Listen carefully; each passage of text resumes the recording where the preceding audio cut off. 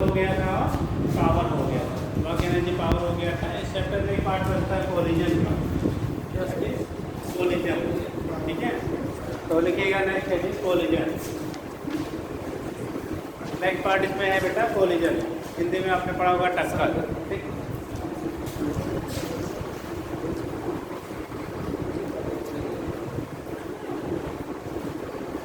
Collision means क्या होता है? टक्कर होता है, ठीक। आप लोग आज पढ़ते आए हो कहाँ से ट्वेल्थ किया है? ट्वेल्थ कहाँ से किया? कितने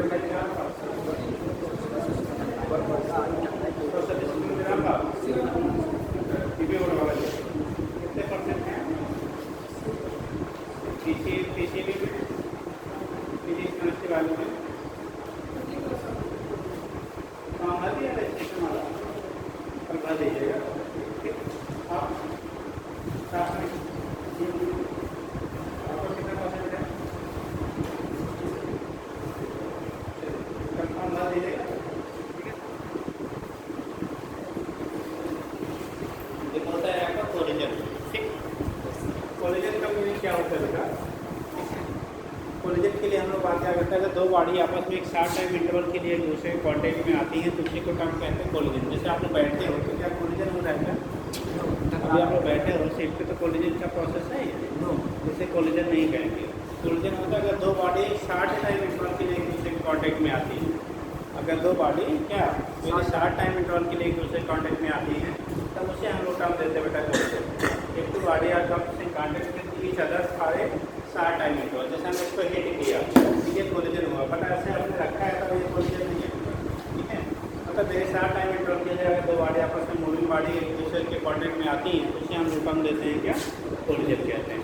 अब कोलिजन की कंडीशन आप लोग पढ़ते बेटा, जो हमारा एनर्जी कंजर्वेशन के बेस पर हम लोग इसको डिवाइड करते हैं। एक आपने पढ़ा होगा क्या? इलास्टिक कोलिजन और इन इलास्टिक कोलिजन। फिर इन इलास्टिक में परफेक्टिव इलास्टिक हो जाता है, एक इन इलास्टिक हो जाता है, ठीक है। तो उसमें एनर्जी कंजर्वेशन के बेस पे डिवाइड कर लेते हैं इलास्टिक और इलास्टिक कोलिजन में। जब हम लोग परफेक्टली इलास्टिक कोलिजन की बात करते हैं तो इस कंडीशन में क्या होता है कि अगर दो बॉडी कोलाइड कर रही है, कोलाइडिंग बॉडी की एनर्जी और मोमेंटम दोनों अगर कंजर्व है, मतलब कोलिजन के पहले जो एनर्जी मोमेंटम था, कोलिजन के बाद जो एनर्जी मोमेंटम है, अगर दोनों सेम है तो उस केस में हम लोग उससे कर देते हैं क्या? इलास्टिक कोलिजन, या उसी को परफेक्टली इलास्टिक कोलिजन कह देते हैं, ठीक है। तो परफेक्टली इलास्टिक कोलिजन में काइनेटिक एनर्जी और momentum both are conserved before and after the क्या? कोलिजन, ठीक है। टक्कर के पहले और टक्कर के बाद काइनेटिक एनर्जी और मोमेंटम दोनों की वैल्यू बेटा सेम रहती है। तो ऐसे जो कोलिजन होते हैं उसे कहा आपने क्या? Perfectly elastic collision. जब इन इलास्टिक कोलिजन की बात करते हैं तो जनरल जो इन इलास्टिक कोलिजन होता है वहाँ पे मोमेंटम कंजर्व रहता है, बट आपका काइनेटिक एनर्जी क्या होती है? चेंज होती है। मोमेंटम कंजर्व रहेगा बट काइनेटिक एनर्जी क्या होती है? चेंज होती है। तो अगर मोमेंटम कंजर्व है और काइनेटिक एनर्जी आपकी चेंज हो रही है तो ऐसे कोलिजन को क्या कहते हैं बेटा? इलास्टिक कोलिजन, ठीक। अब तीसरा आता है परफेक्टली इलास्टिक। तीसरा क्या आ जाएगा? Perfectly elastic. जब हम लोग परफेक्टली इलास्टिक कोलिजन की बात करते हैं तो वहाँ पे बेटा कोलिजन के बाद जो कोलाइडिंग बॉडी होती है दूसरे के स्टिक आ जाती है, मतलब साथ में चिपक जाती है। तो दोनों कोलिजन के बाद कोलाइडिंग बॉडी आपस में स्टिक कर जाती है और साथ मूव करती है। और अगर साथ मोशन हो रहा है तो इसका मतलब जो फाइनल वेलोसिटी होगा कोलिजन के बाद दोनों बॉडी की क्या रहेगी? सेम। जैसे मान लो एक बॉडी है एक दूसरे से टकराने के बाद बेटा दोनों साथ मूव कर रही है, तो उस केस में आपका क्या होगा? दोनों बॉडी की कोलिजन के बाद जो वेलोसिटी होती है वो सेम रहती है, ठीक है। और जब कोलिजन के क्या पहले की वेलोसिटी जो होगी कोलिजन तभी हो रहा है जब दोनों पहले क्या है आपका अलग अलग है, ठीक है। ये कंडीशन आपका होता है इलास्टिक इलास्टिक बेसिक, इसके बेस पर हम लोग रिप्रेजेंट कर लेते हैं। तो थोड़ा सा लिखिएगा कोलिजन, हेडिंग करें कोलिजन।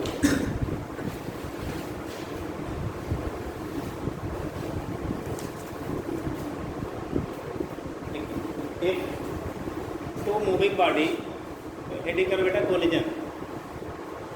एक two moving body are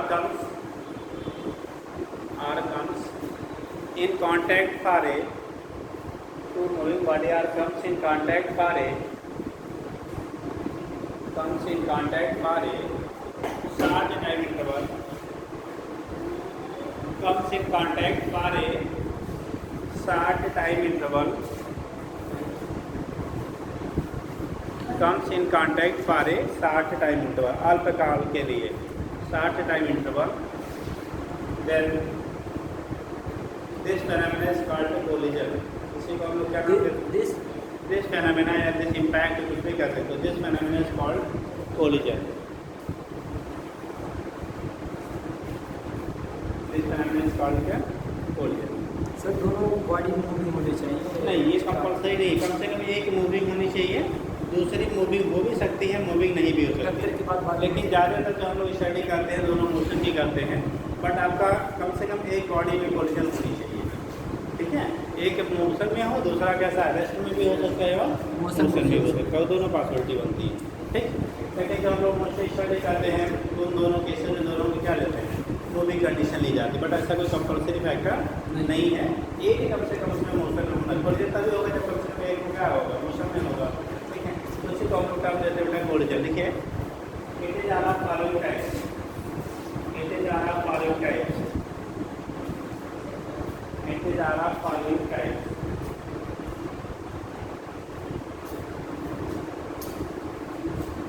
it is are following types. पहला लिखिएगा perfectly following types। फर्स्ट लिखो बेटा, perfectly elastic collision,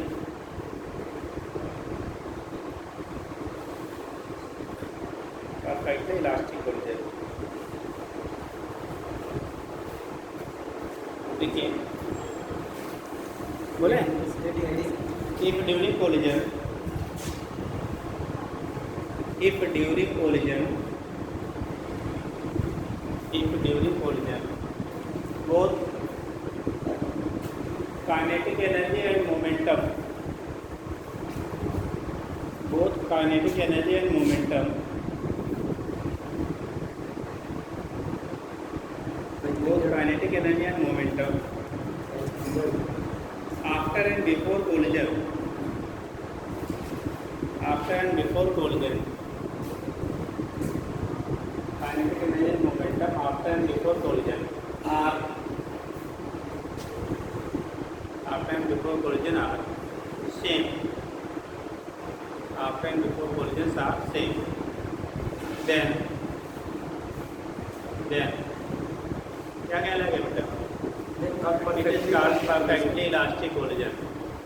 Then it is called perfectly elastic collision. एक टर्म थोड़ा सा सुन लेना बेटा, इसके बेसिस आता है कोफिशिएंट ऑफ रेस्टिट्यूशन।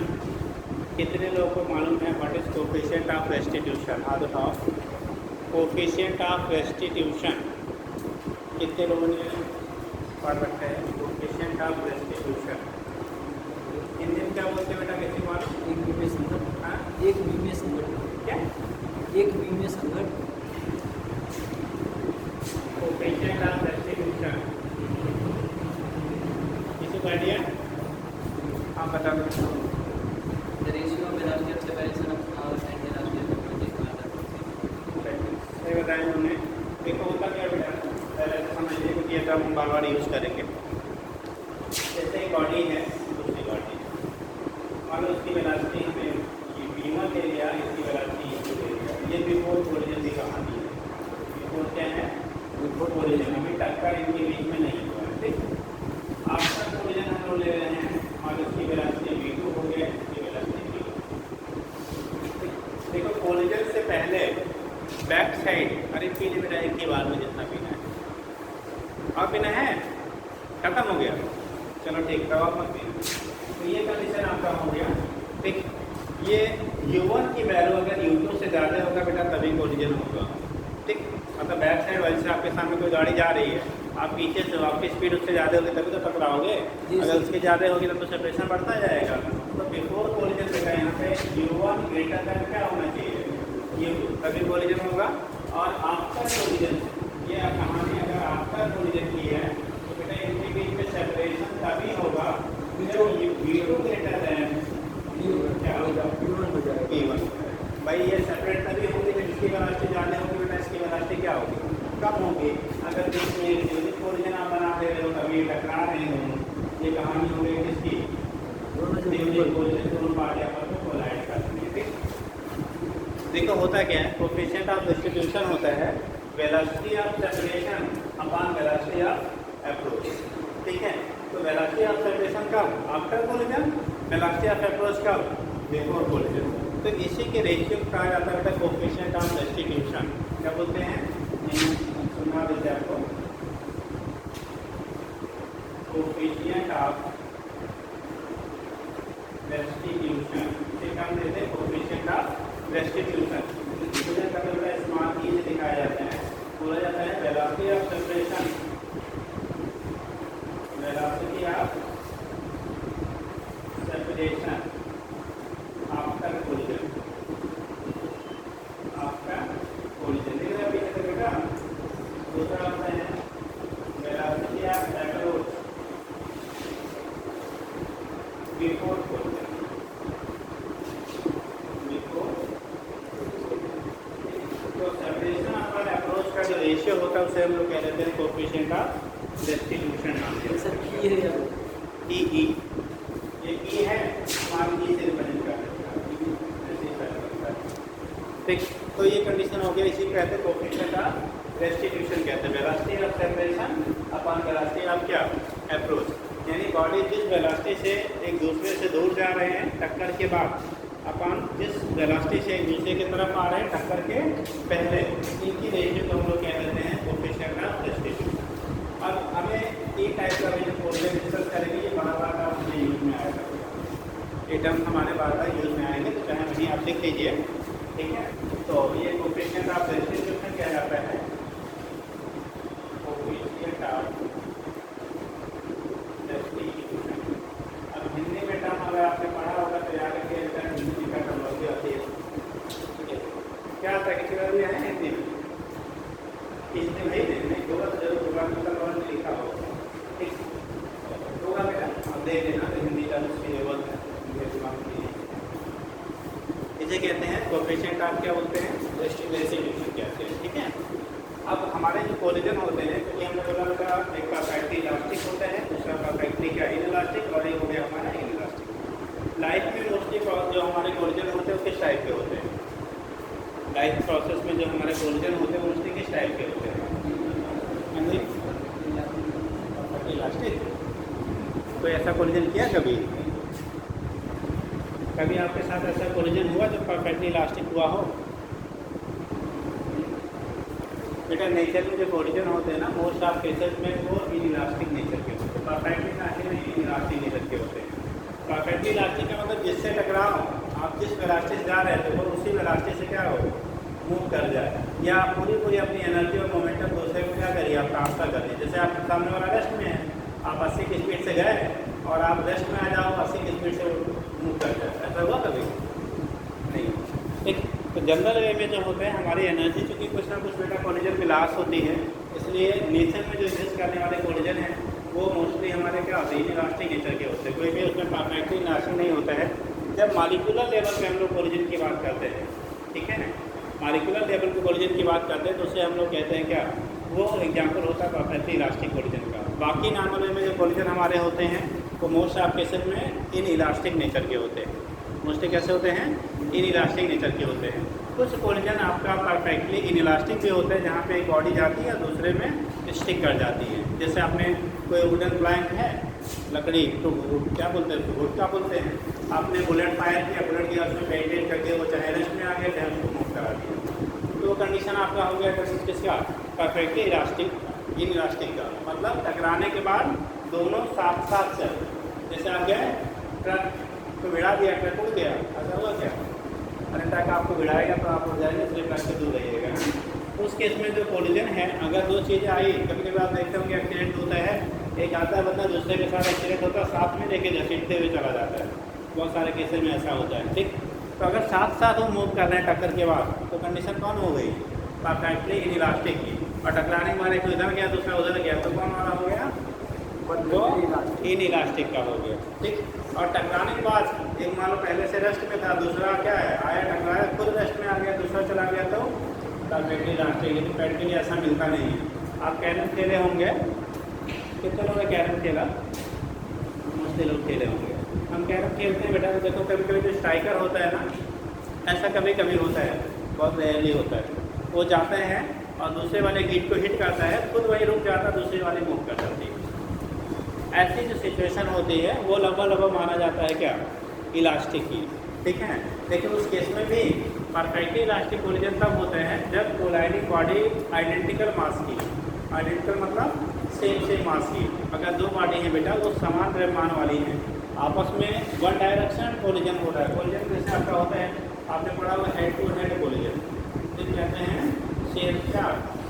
जैसे एक बॉडी है, ये आपने दूसरी बॉडी रखी, सेम आइडेंटिकल मास का होना चाहिए। तो यहाँ पर थोड़ा बड़ा हो गया, दो सेम आइडेंटिकल बॉडी में अगर इनका लाइन ऑफ एक्शन का मतलब होता है बेटा, जब ये जो जा रही है ना, उनका centre of mass same level पर आएगा, तो इनका तो लाइन ऑफ एक्शन दोनों का सेम होगा।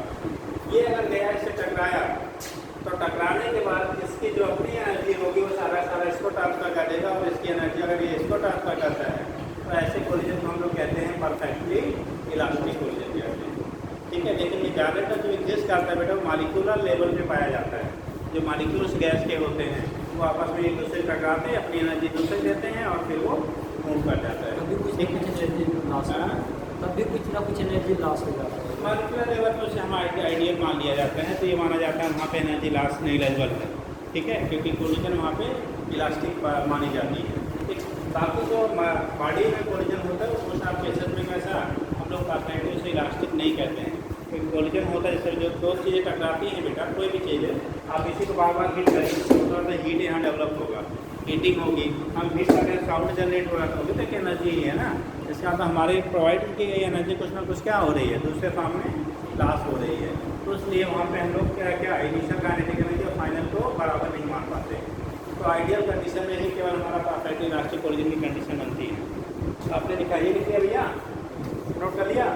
याद भी रहेगा क्या होता है, नहीं कुछ याद रहेगा चलना। टक्कर के बाद भी इलास्टिक का होगा, दोनों के सबसे अंतर आपका टक्कर के पहले जो रहा वो कहते हैं रेस्टिट्यूशन। अब इसके बेस पर ऐसा पूछा जाता है, for perfectly in elastic collision coefficient of restitution will be.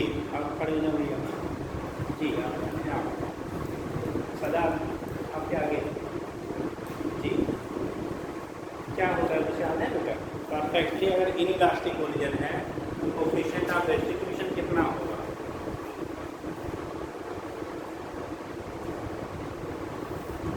Next भाई साहब खड़े हो, आपके आगे जी जी। हाँ,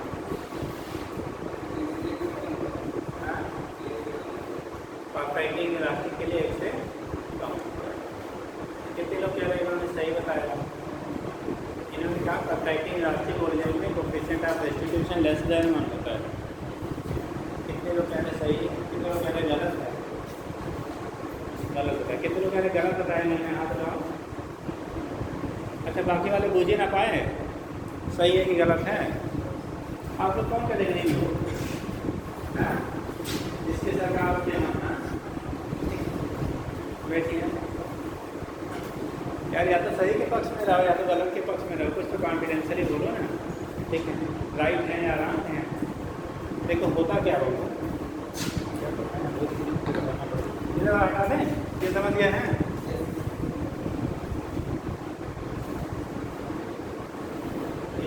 आप लोग चले जाइए क्या यही अधिकारी लोग को बुला लीजिए साहब लोग। हाँ, अब ये साहब हम लोग ये सिचुएशन नहीं समझ पाते हैं, आ दीजिए आप लोग थोड़ा सा उसको बेहतर निकालें। ठीक है, आप लोग पढ़ के आओगे नहीं? कसम खाई है आप लोगों ने, हाँ, कि घर से पढ़ के हमें नहीं आना। हाँ, हमारे क्या माननीय मुख्यमंत्री जी का सारा वो है दायित्व कि आप लोगों को पढ़ाएँ। क्यों जी, तो अपने भी कर्तव्य निभाइए, तभी बात बनेगी। बार बार कहा जाता है सर, इसको एनर्जी कंजर्वेशन भी कहा जा सकता है। हाँ, इस्लाम में एनर्जी कंजर्व हो रही है। हाँ, एनर्जी कंजर्व अगर परफेक्टली इलास्टिक है तो ठीक। चलिए देखिए भैया, लेके करके फिर से देखिए हम बोल क्या रहे थे। अगर बेटा दो बॉडी हैं, ठीक, अब इसकी वेलोसिटी हमने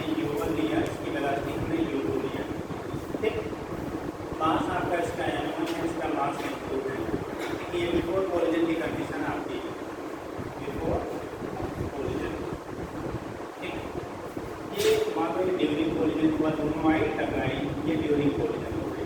अभी कोलिजन हो रहा है ड्यूरिंग कोलिजन, लेकिन याद रखिए बेटा ये कोलिजन का इम्पैक्ट बहुत कम समय के लिए होता है, ठीक है। टकराते हैं फिर वो सेपरेट हो गई या साथ साथ चली, वो तो नेचर आपका कोलिजन पे डिपेंड करेगा। कोलिजन के बाद अगर ये बॉडी सेपरेट हो गई, कोलिजन के बाद अगर इनका क्या हो रहा है, सेपरेशन हो रहा है, ठीक। मान लीजिए ये हो गया V2, ये हो गया बेटा हमारा V1, मासेस क्या कोलिजन के बाद बदल जाएंगे? मास हमारा सही रहेगा बेटा, ठीक। तो अगर ये जो कोलिजन हम लोग दिखा रहे हैं, अगर ये परफेक्टली इलास्टिक है, पहली बात तो perfectly elastic collision identical body के बीच में होता है। अगर जो कोलाइडिंग बॉडी है बेटा वो आइडेंटिकल मतलब सेम मास वाली बॉडी है, तो उनके बीच में जनरली जो कोलिजन होता है वो हमारा परफेक्टली इलास्टिक होगा, ठीक। दूसरा चीज़ ये वेलोसिटी जो आपका हो रहा है, देखिए अगर आपका परफेक्टली इलास्टिक कोलिजन है, तो कोलिजन हमारा का कैसा है? परफेक्टली इलास्टिक है।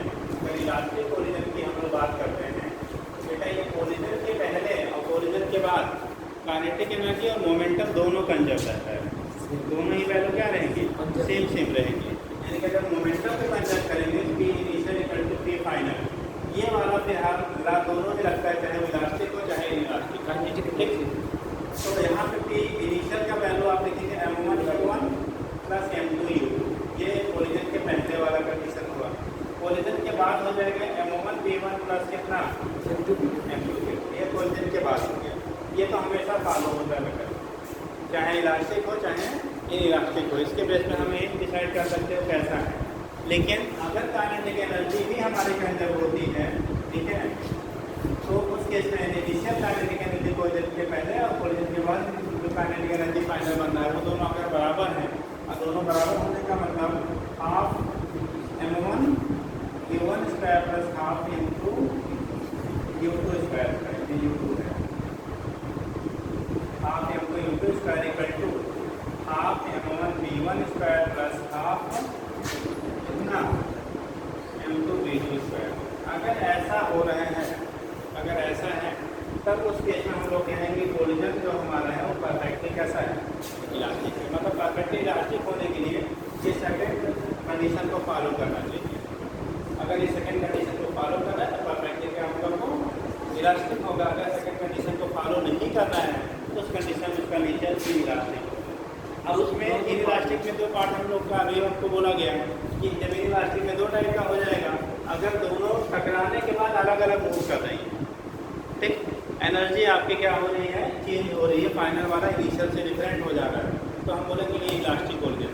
लेकिन टकराने के बाद दोनों अगर स्टिक कर गई, मतलब चिपक गई, साथ साथ में चल रही है, तब उस केस में हम लोग बोलते हैं बेटा परफेक्टली क्या होगा? वो इनइलास्टिक हो जाएगा, ठीक है। तो एक ही करके लिखिए, क्योंकि साथ में आप लोग को बातें समझ में थोड़ी कम आती हैं, तो लिखिएगा बेटा। क्या लिखा था? परफेक्टली क्या लिखा था? भी कुछ किया था, फॉलोइंग टाइप खाली किया है काफी अच्छा। Coefficient of rest perfectly elastic collision हम लोग लिख रहे थे ना, आपने कोफिशिएंट ऑफ रेस्टिट्यूशन लिख लिया।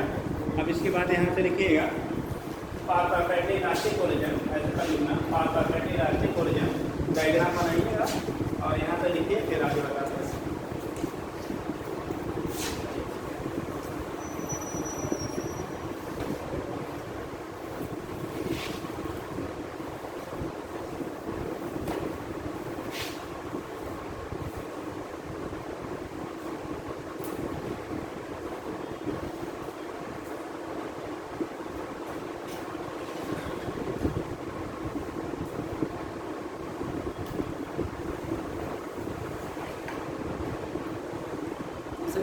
बाद में सर इसमें इनिशियल की फाइनल कि काइनेटिक एनर्जी इनिशियल और फाइनल ये क्या है बेटा?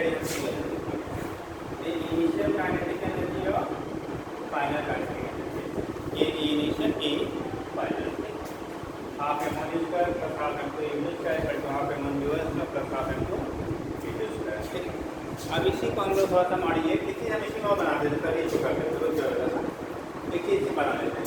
देखो होता क्या है ना, होता क्या है, इसको हम एक लाइन और बढ़ा लेते हैं, उसके बाद लिखते हैं M1 U1। हम M1 वाले फैक्टर को एक साइड में कर लेते हैं, वाले फैक्टर को एक साइड में कर देते हैं, एक चीज़ जिससे हमारा फिर इसी से निकल जाएगा तो दोबारा करना पड़ेगा। M1 को एक साइड में करो बेटा, तो M1 U1 ये वाला फैक्टर इधर आएगा तो माइनस M1 V1, ये वाला इधर है M2 V2 और ये वाला इधर जाएगा तो माइनस M2 U2 होगा ना। देखो इन दोनों में M1 कॉमन है, ब्रैकेट में आ गया U1 माइनस V1 और ये दोनों में बेटा M2 कॉमन है, ब्रैकेट में आ गया V2 माइनस U2। इसे बनाने क्वेश्चन नंबर सेकंड, ठीक। और फिर अगला लिखेंगे, ठीक है, P K initial equal to K क्या फाइनल। K इनिशियल के लिए आप करेंगे half M1 U1 square plus half M2 U2 square equal to half M1 V1 square plus half M2 V2, half M2 V2 square. क्या हो गया? इन दोनों में भी हम फिर वही काम का कंडीशन करेंगे, इससे बना लेते हैं फिलहाल थर्ड, और इनमें भी हम एक साइड में कर लेते हैं M1 वाला फैक्टर, दूसरे साइड में कर लेंगे M2 वाला फैक्टर, ठीक। तो यहाँ पे क्या करेंगे बेटा, इसका हम M1 वाला ही लगा, देखो हाफ हाफ हाफ सब जगह कैंसिल हो जाएगा, M1 U1 square minus M1 V1 square, M1 V1 square इधर इसको शिफ्ट कर लो तो M2 V2 square minus M2 U2 square. ये बना लो क्वेश्चन नंबर 4। अरे अभी इसमें कॉमन करने का बोलो है, इनमें से कॉमन हो गया बेटा हमारा M1, ब्रैकेट में बचा U1 square minus V1 square और इधर M2 कॉमन कर लेना आएगा, ब्रैकेट में V2 स्क्वायर माइनस U2। इसी बना लिया क्वेश्चन 4। बेटा फोर्थ इक्वेशन में अगर हम लोग सेकेंड इक्वेशन से डिवाइड कर दो, देखो एक रिलेशन हमें मिलेगा dividing equation 4 by second equation से अगर आप डिवाइड करते हो फोर्थ में बेटा, देखो यहाँ पे है M1 U1 square minus V1 square, M1 second में U1 square minus V1 square upon यहाँ पे जब साइड में है M1 सेकेंड में U1 minus V1 equal to M2, यहाँ पे राइट साइड में है क्या V2 square minus U2 square, V2 square minus U2 square upon नीचे आ गया आपका V2 माइनस U2। देखो M2 दोनों जगह पे क्या होगा, कैंसिल M1 M1 कैंसिल, बेटा U1 square minus V1 square upon U1 minus V1, इसको डिवाइड करोगे तो क्या बचेगा, कोई लोग बताएं जी बेटा, क्या अगर आप उसको डिवाइड करोगे तो क्या बचेगा,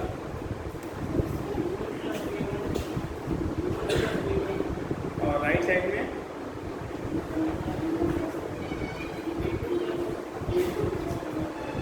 जैसे U1 square minus V1 square को हम लिख सकते हैं U1 माइनस V1, दूसरे ब्रैकेट में U1 प्लस V1, तो माइनस वाला कट गया और प्लस वाला बन गया। ऐसे यहाँ भी लिख सकते हैं V2 माइनस U2, एक ब्रैकेट में दूसरे में V2 प्लस U2, तो V2 माइनस U2 ये कट जाएगा और प्लस वाला फैक्टर हमारा बच जाएगा। तो यहाँ बचेगा हमारा कितना U1 प्लस V1, इधर क्या बचेगा बेटा V2 प्लस V2 प्लस क्या हो जाएगा U2। ये केस आपका है।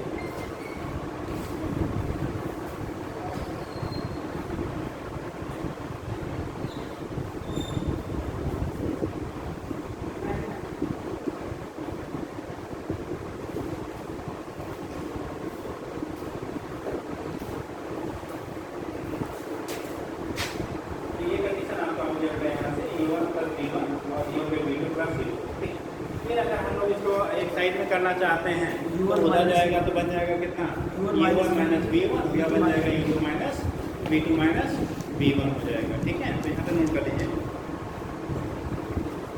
दोनों को एक साइड में कर लीजिएगा करना चाहते हैं और इसी के वजह से हम निकालेंगे। ये आएगा यहाँ पे क्या बन जाएगा बेटा U1 माइनस U2, ये इधर जाएगा तो V2 माइनस V1। इसे कहते हैं बेटा वेलोसिटी ऑफ अप्रोच, इसे कहते हैं वेलोसिटी ऑफ सेपरेशन। इसको अगले क्वेश्चन बना लेते हैं हम लोग फिर, इसे कहेंगे वेलोसिटी ऑफ अप्रोच, इसे कहते हैं वेलोसिटी ऑफ सेपरेशन। अब यहाँ पे देखो, ये तो हो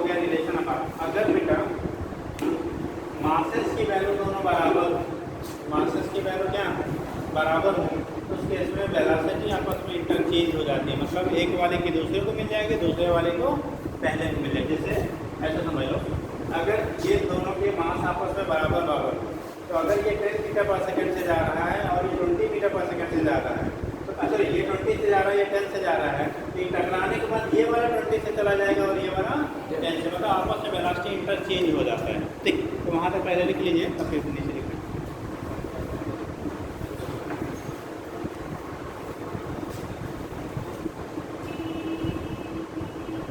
आपको एजुकेशन पहले बताई चुके हैं।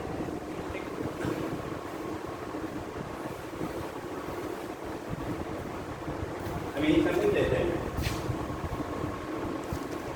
Velocity of surface, velocity of approach, E की वैल्यू अगर आप निकालना चाहेंगे कोएफिशिएंट ऑफ एजुकेशन ये भी कीजिए, कोएफिशिएंट ऑफ डिस्ट्रीब्यूशन ई बराबर ये होगा बेटा v2 minus v1 upon u1 minus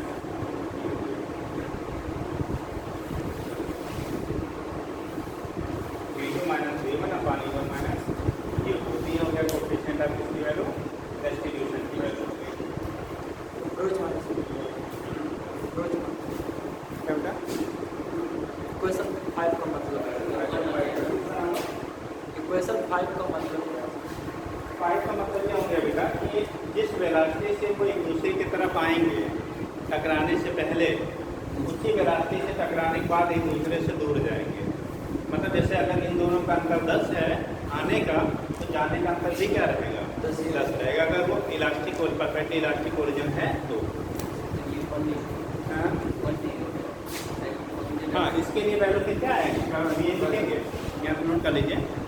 जब परफेक्टली इलास्टिक ओरिजिन होता है तो कोएफिशिएंट ऑफ डिस्ट्रीब्यूशन की वैल्यू 1 होती है, क्योंकि जिस वेलोसिटी से सेपरेट होते हैं उससे वेलोसिटी को क्या करेंगे, अप्रोच करते हैं। अब हम इधर ही कहते हैं, वहाँ तक आप नोट कर लो।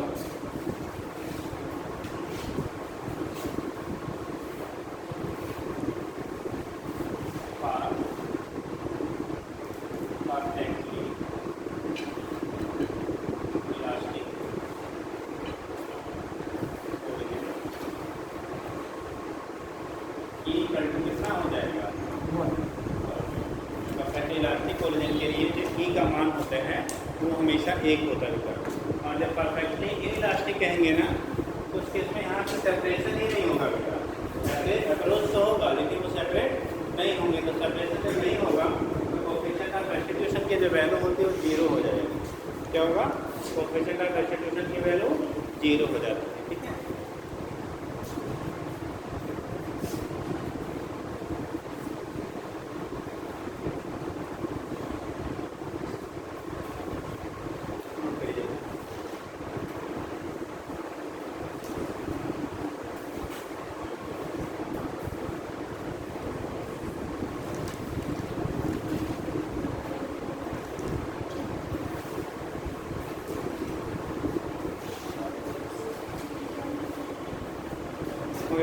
यस लिखेगा तो लिखे दिया ना, ठीक है। तो इलास्टिक अगर परफेक्ट इलास्टिक ओरिजिन है तो उस केस में क्या होगा, जो कोएफिशिएंट ऑफ डिस्ट्रीब्यूशन होगा उसकी वैल्यू हमेशा कितनी होती है, 1 होती है। नहीं, कलर पेन से लिख लीजिए।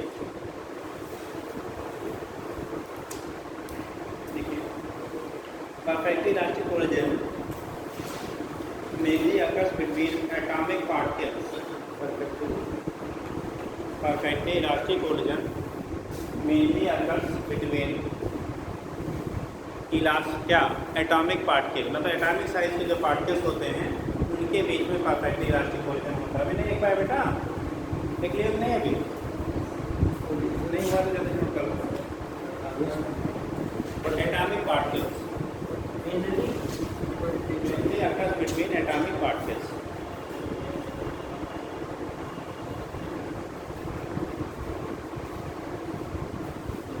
आप देखते होंगे मार्केट में बहुत सारे टाइप के बाल आते हैं, ठीक, कुछ सॉफ्ट वाले आते हैं, कुछ हार्ड वाले आते हैं। आप किसी भी लेवल से अगर गिराइए, फेंकिए नहीं, फेंकने की बात नहीं करें, ऐसा पड़ता है पटक दिया तो गाय छत पर जाके टकरा गया, उस कंडीशन में अगर जिस लेवल से आप गिराएंगे, गिराना मतलब फ्रीली ड्रॉप, जैसे हमने इसको लिया ऐसे छोड़ दिया, ये छोड़ दिया तो ये क्या हुआ, फ्री फॉल हुआ। तो इस केस में क्या होता है कि अगर आप फ्रीली ड्रॉप करेंगे, कोई भी बॉल आप ले लीजिए, कभी भी वो फिर रिटर्न बैक सेम लेवल तक नहीं पहुंचता है, ठीक है, कभी भी वो रिटर्न होकर सेम लेवल तक नहीं पहुंचता। अगर वो सेम लेवल तक पहुंच जाता है बेटा, तो इसका मतलब जो कोलिजन है वो परफेक्टली कैसा हो जाता है, इलास्टिक हो जाता है, ठीक है, क्योंकि एनर्जी लॉस नहीं होती, और एनर्जी लॉस अगर नहीं होती तो जिस वेलोसिटी से जाके टकराएगा उसी वेलोसिटी रिबाउंस होता है, बट कभी वो रिबाउंस 100% सेम वेलोसिटी से नहीं होता है। जब भी रिबाउंस होगा स्लाइडली वैल्यू क्या होती है, घट जाती है, तो वेलोसिटी में डिक्रीजमेंट होता है, वही ई से वहाँ मल्टीप्लाई कर लेते हैं, क्योंकि इलास्टिक होगा तो ई की वैल्यू 1 होती है, बट 1 किसी के लिए प्रैक्टिकली होती नहीं है यहाँ पे, तो उसके लिए ई की वैल्यू हमेशा प्रैक्टिकली जो हमारा कोलिजन होता है लेस देन क्या लेते हैं, 1 लेते हैं, ठीक है। सर ये था सर अगर मान लीजिए बॉल गिराएंगे तो वो कुछ हाइट पर जाएगा और जो बॉल रहेगा वो कुछ नहीं जाएगा, एकदम टचेबल हो जाएगा, उसमें टच हो जाएगा।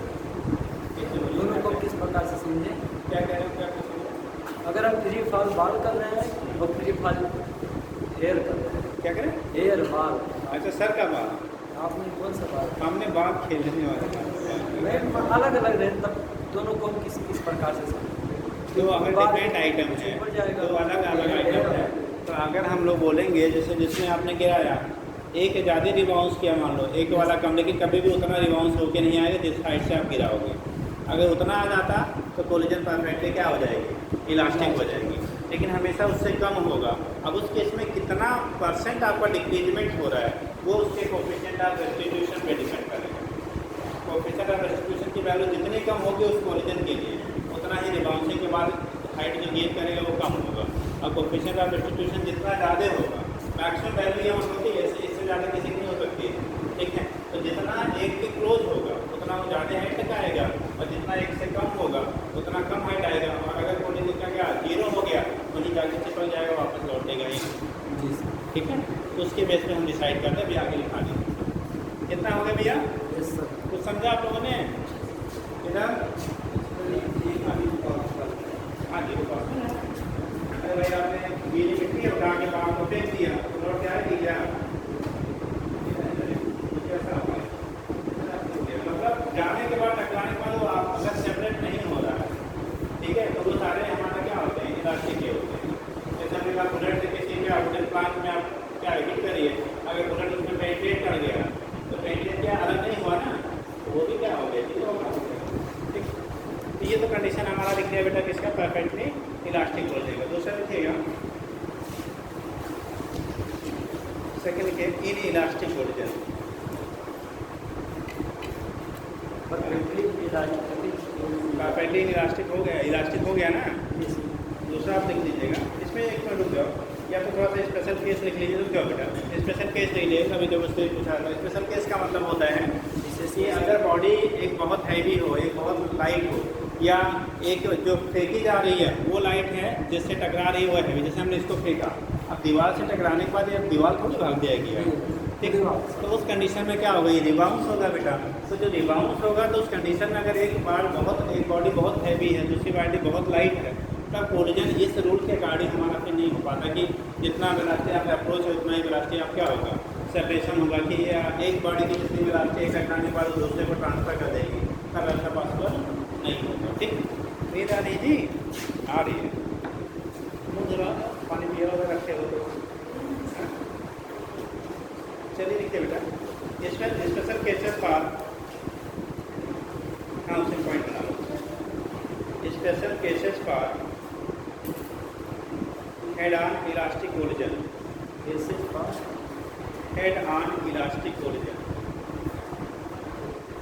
Special cases for head on elastic collision.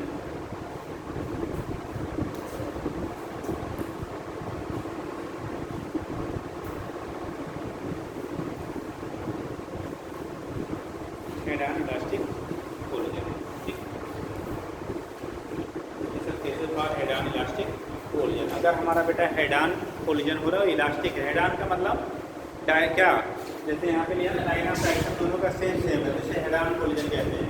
अगर एक थोड़ा डाउन या अप होता तो टकराने के बाद एक बॉडी इधर जाती दूसरी इधर, जैसे आप लोग कैरम खेलते हैं तो 99% केसेस में जब स्ट्राइकर जाके हिट करता है ना तो दूसरी उधर जाती है, तीसरी उधर जाती है। मतलब सीधा सीधा बहुत रेयर केसेस में जाता है। और जो लोग सीधा वाला सेटिंग कर लेते हैं ना तो हमेशा विनर रहते हैं। अगर आपको प्रॉपर सेटिंग हो जाए, ठीक है, तो उस केस में क्या होगा, वही हमें सेट करना होता है कि जो प्रॉपर अगर आप हेड ऑन कोलिजन करा ले रहे हैं तो सीधा जाके फिर वो ड्रॉप करता है। अदरवाइज मारते इधर है और सड़क पड़क के इधर उधर चला जाता है। तो वो चीज़ें आपकी जो होती हैं, अगर हेड ऑन कोलिजन आप करा दे रहे हैं तो उस केस में चांसेस आप क्या गेम मीट करने का क्या होगा, ज़्यादा होता है। ठीक है, फिलहाल यहाँ जो हम लोग पढ़ रहे हैं हेड ऑन कोलिजन का मतलब ये होता है, तो हिंदी समझ लो बेटा, कि अगर दोनों के टकराने की जो लाइन ऑफ एक्शन है वो अगर क्या है, सेम है, जैसे हेड ऑन कहते हैं, जैसे ये बनाया गया है। अगर इसका हमने मिला के अगर हम ऐसे बना दें तो अब ये हेड ऑन कोलिजन का एग्जाम्पल नहीं होगा, क्योंकि सेंटर ऑफ मास यहाँ कहीं हो गया। और जैसे ये टकराएगा तो ये वाला नीचे और ये वाला कहाँ चला जाएगा, ऊपर चला जाएगा। ठीक है, सीधी रेखा में वो टकराने के बाद नहीं जाएगा। ये कंडीशन आपका होता है। हेड ऑन कोलिजन में सेंटर ऑफ मास जो होता है तो लाइन ऑफ एक्शन से लाइन से दूसरी बॉडी आ रही है, उसी लाइन को दूसरे वाले क्या सामने वाली बॉडी का भी होना चाहिए सेंटर ऑफ मास। दोनों अगर मैच कर रहे हैं तो टकराने के बाद से वो सीधा सीधा जाए, और मैच नहीं कर रहे हैं तो टकराने के बाद से क्या होंगे, इधर उधर चले जाते हैं। तो अभी हम जो कंडीशन बात कर रहे हैं वो किसकी बात कर रहे हैं, हेड ऑन कोलिजन का। तो लिख लीजिएगा, if projectile and target are of same mass. आप पहले इधर आप क्या लिखे थे, इलास्टिक हो गया कोलिजन। अब इसका ए पॉइंट कर लो, first point, if projectile and target are of same mass and target are of the same mass,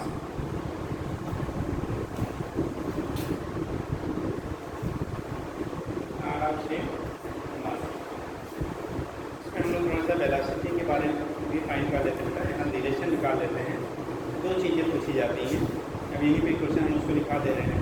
ठीक, अगर बेटा टकराने के बाद जैसे मान लो इसका U1 U2 मास M1 M2 आपको दिया गया है, टकराने के बाद इसकी वेलोसिटी V1 है, इसकी वेलोसिटी V2 है। V1 और V2 के लिए एक रिलेशन हमारा आता है, तो लिख लीजिएगा, उसको इरेज कर दें और उसी रिलेशन में ये हम लोग कंडीशन अप्लाई कर लेंगे।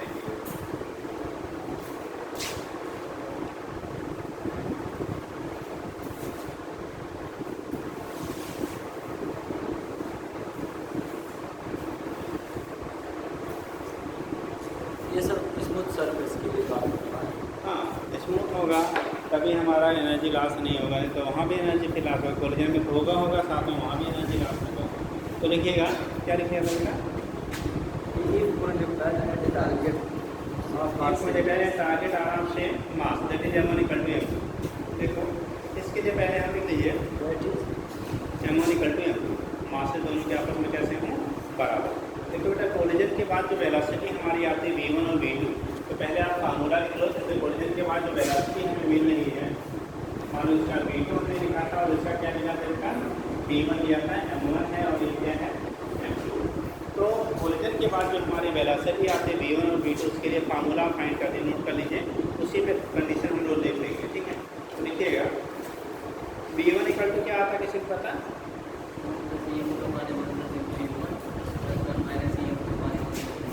कैसे बोलो बेटा,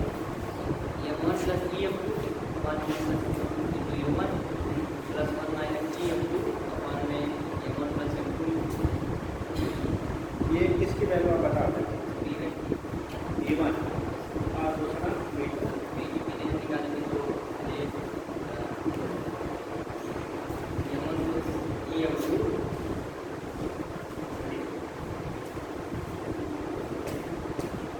अगर ये की वैल्यू नहीं नोन होता कैसे लगाओगे, अगर ये भी हमें पता है,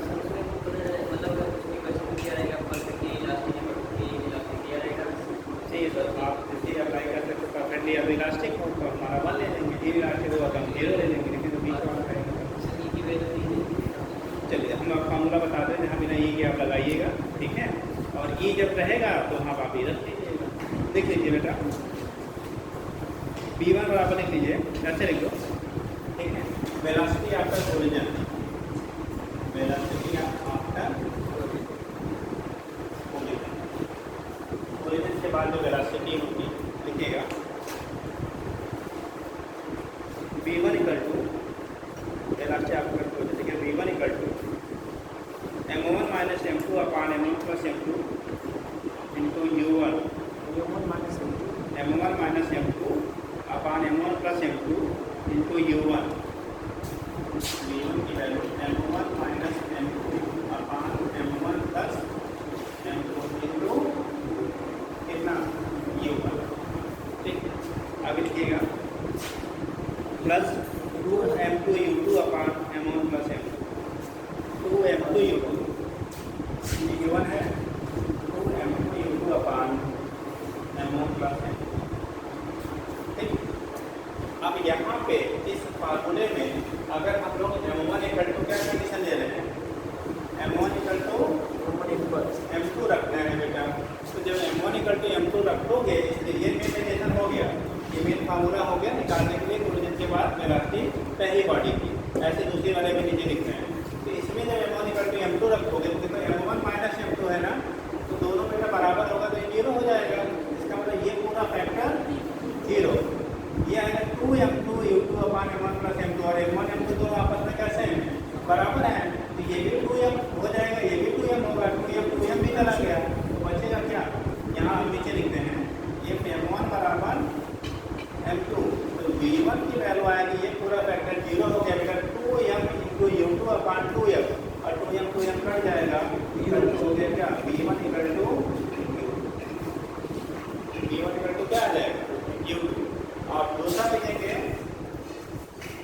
v2 के लिए फार्मूला लिख लीजिए, v1 की वैल्यू किसके बराबर हो जाएगी, u2 के बराबर। यानी कि अभी लिख लीजिए तो हम समझाते हैं। फिर दूसरा वाला लिखिएगा v2 वाला फार्मूला, v2 बराबर m2 माइनस m1, v2 बराबर m2 माइनस m1 अपान m1 plus m2 into u2, m2 minus m1 अपान m1 plus m2 into u2 plus 2m1 u1 अपान m1 प्लस m2। यहाँ m2 माइनस m1 अपान m1 plus m2 into u2 plus 2m1 u1 अपान m1 plus m2। ठीक, अब इसे मालूम नहीं second question बना लिया बेटा। इसमें देखो एक यहाँ पे हमें क्या रखना है, m1 बराबर m2। जब m1 इक्वल टू m2 रखेंगे तो देखो v2 की वैल्यू जो मिल जाएगी, यहाँ से m2 माइनस m1 0 और 0 से कुछ भी करेंगे तो यह फैक्टर पूरा 0। यहाँ हो गया 2m इंटू u1 अपान m1 m plus m 2m, तो 2m ऊपर 2m नीचे, ये भी कट गया। तो यानी कि हमारा v2 की वैल्यू हो गया u1। v2 की वैल्यू कितना हो गया u1। इसका मतलब ये हो गया, आप समझ लो बेटा। अच्छा नोट कर लो, तो बता नोट कर जल्दी से।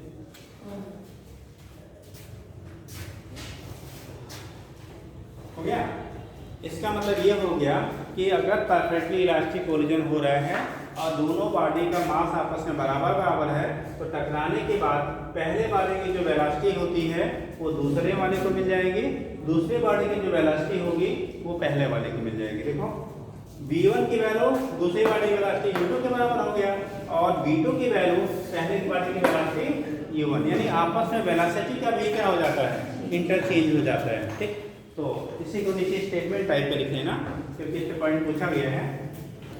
नीचे लिखे that is I that is को बेटा हम कैसे लिख लेते हैं, that is during perfectly elastic collision, during perfectly in elastic collision, during perfectly in elastic collision between during perfectly inelastic collision between identical bodies, identical mass of body का तो between identical mass of body, between identical mass of body velocity will be interchange after collision, velocity will be interchanged, velocity will be interchanged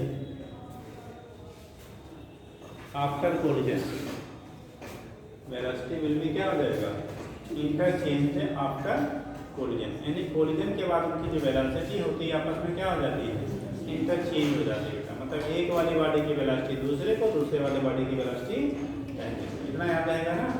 ठीक, तो ये होता है हमारा किसमें, अगर हम लोग परफेक्टली इलास्टिक कोलिजन की बात कर रहे हैं, दोनों के मासेस कैसे हैं, बराबर होगा। सेकेंड पॉइंट लिखिएगा,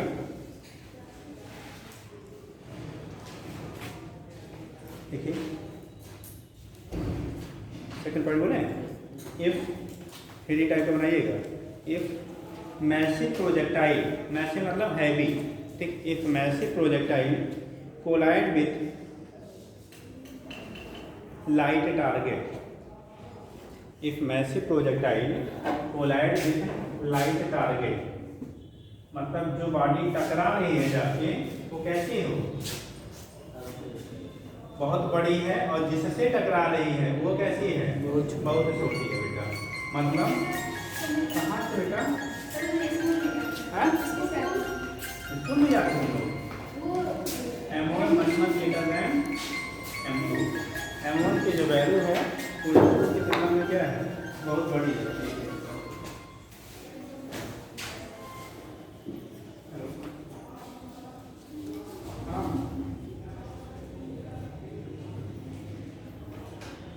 कौन सी,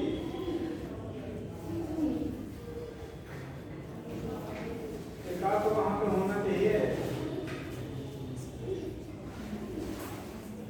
अच्छा अच्छा, चलिए ठीक है, नहीं तो किसका ले लेंगे,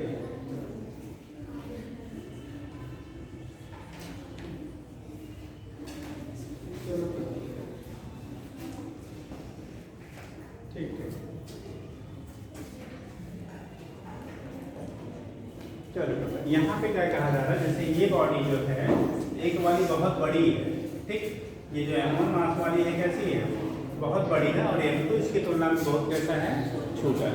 जैसे ट्रक है और आपके सामने से क्या कोई इंसेक्ट जाके, साइकिल तो बड़ी है, कोई इंसेक्ट जाके टकरा गया, ठीक, तो ट्रक रुक जाएगा क्या, नहीं सर, कोई फर्क नहीं पड़ेगा, ठीक है।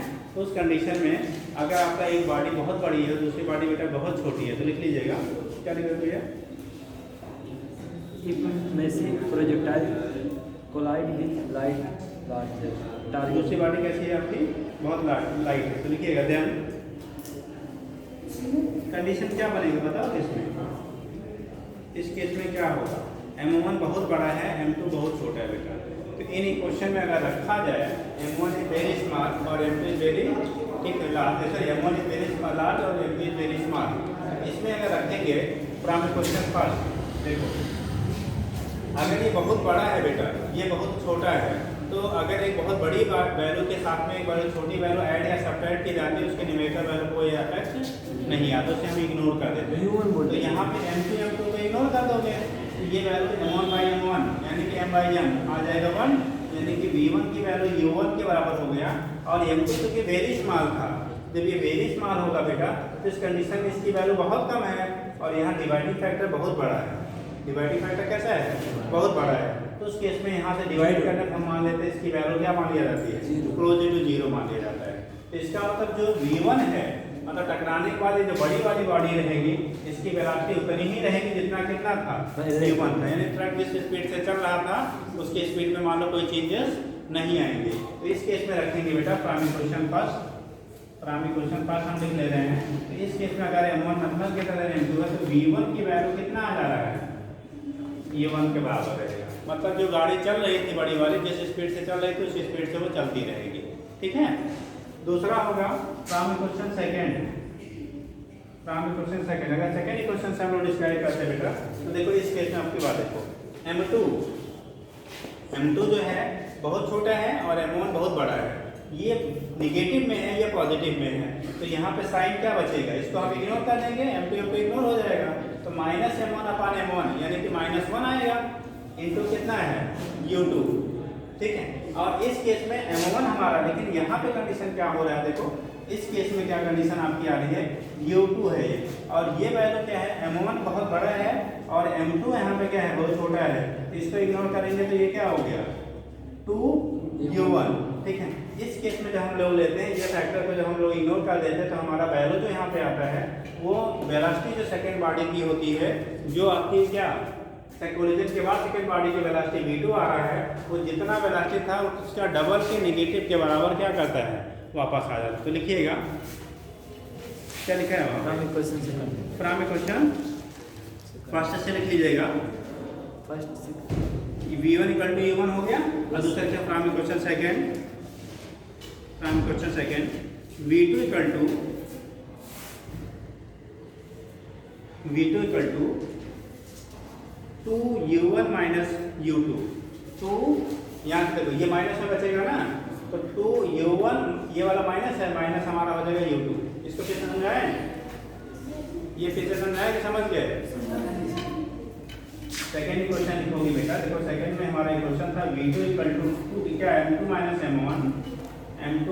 m1 upon m1 plus m2 into u2 plus 2m1 u1 upon m1 plus m2।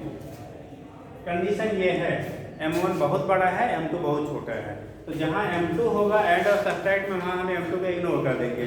यहाँ इग्नोर किया बेटा तो बचा माइनस m1, और यहाँ इग्नोर किया तो बचा m1, minus m1 upon m1 मतलब -1। तो यहाँ से करेंगे since m1 much greater than m2, तो यहाँ पे v2 की वैल्यू आएगी, ये बचेगा -m1 upon m1 into u2, ये आएगा -u2 बचेगा। अरे भाई ये इग्नोर छोड़ दिया, -m1 अपॉन m1 तो बचा 1 -1, और ये हो गया इंटू u2 तो आ गया बेटा -u2। यहाँ पे क्या है, इसको आप इग्नोर कर दोगे m2 को, तो m1 अपॉन m1 कैंसिल हो जाएगा, और ये होगा 2u1 प्लस 2u1। इसी को थोड़ा सा प्लस वाले को पहले लिख ले रहे हैं, तो v2 बराबर हो गया 2u1 माइनस u2। अगर u2 की वैल्यू पहले रेस्ट में है तो उस केस में सीधा सीधा अगर ये वाली बॉडी अगर रेस्ट में हो, ठीक है, रुकी हुई है, तो वहाँ पे v2 की वैल्यू जो होगी वो 2u1 के बराबर हो जाएगा। ये लिख लेंगे, इफ टारगेट बॉडी इज